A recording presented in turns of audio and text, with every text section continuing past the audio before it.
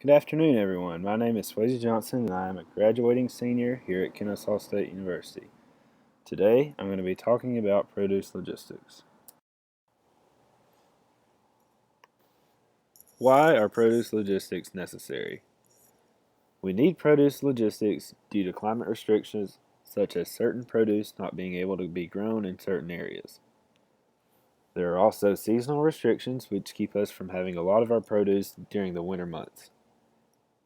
There is also the freshness factor. It keeps the produce you will buy at the grocery store nice and fresh. And finally, it makes it easier and convenient for the consumer. If you wanted to make tomato soup out of season, you wouldn't have to think about how to get tomatoes. You just run down to the grocery store and pick them up. There's a lot of technology used in transporting produce. The main resource they use for long hauls are refrigerated trailers, nicknamed reefers. They can be used for more than just produce, such as medications, meats, fresh flowers, and any other perishable or temperature-sensitive product. These trucks typically are more than just refrigerated too. They also have humidity controls. Onions in particular require very tight humidity specs. These trucks are very effective but can be expensive to purchase and maintain. These refrigerated trucks require extra monitoring and are much heavier than typical loads, so it takes specially trained drivers to be able to handle these types of trucks. Dry van trucking is your normal trucking with little to no climate control and is typically used for last mile shipments.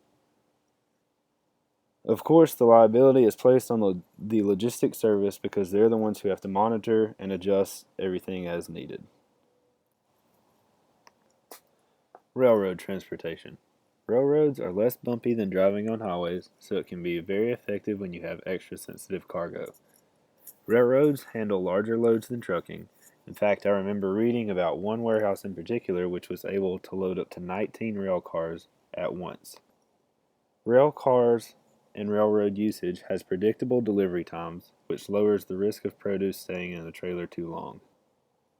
And unlike trucking, rail cars can be set to different temperatures or humidity specifications, so there is an added advantage there in flexibility.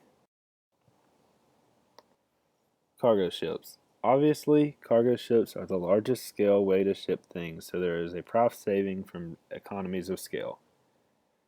They are typically used for shipping overseas, which is especially important to us here in the United States because so much of our produce is imported. Our kiwis come from New Zealand, pineapple comes from Brazil or Paraguay, and lemons typically come from China. Similar to rail cars, cargo ships can be sectioned off to set different humidity and temperature specs. Something that all forms of transportation have in common is that they end up at a warehouse at some point. These warehouses are refrigerated, and some produce, like apples, can be stored here for as long as 3 to 5 months under the right temperature and humidity conditions. Loading and unloading in these warehouses can be tricky. Usually, trucks or rail cars are brought all the way into the warehouse to be loaded. Safety precautions. Obviously, these logistics services have to be kept under a very tight ship. Their transport has to be very controlled, and many warehouses and logistics services require FDA inspections. Typically, shipments are rough inspected at each transfer of goods, and when the produce gets to the store, each piece gets individually checked. Joint ventures are agreements between grocers and local farms. These give the farms a steady buyer, and it allows the grocers to have a steady supply.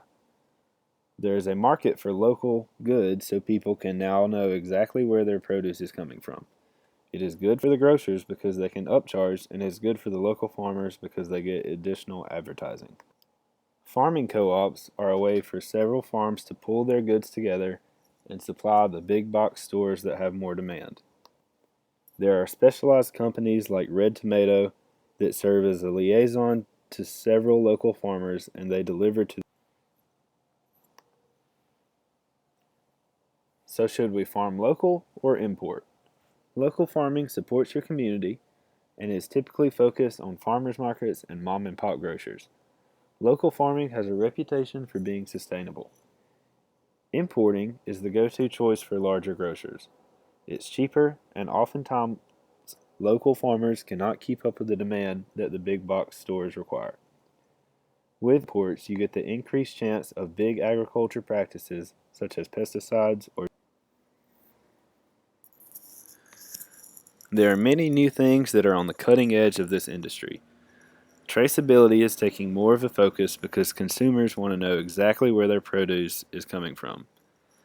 Another interesting advancement in this industry is farm-in-a-box companies. These basically have hydroponic growing pods set up in the shipping containers where you can actually start shipping the product before it is finished growing. This allows the produce to be. How to reduce costs. The best way to save money is utilizing economies of scale. Another way is to increase the productivity from farming co-ops. There will always be a niche market that wants local produce, so the best thing for those farms is to make use of companies like Red Tomato.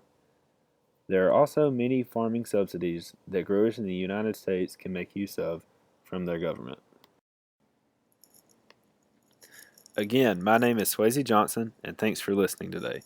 If you have any additional questions or comments, feel free to email me at the email listed.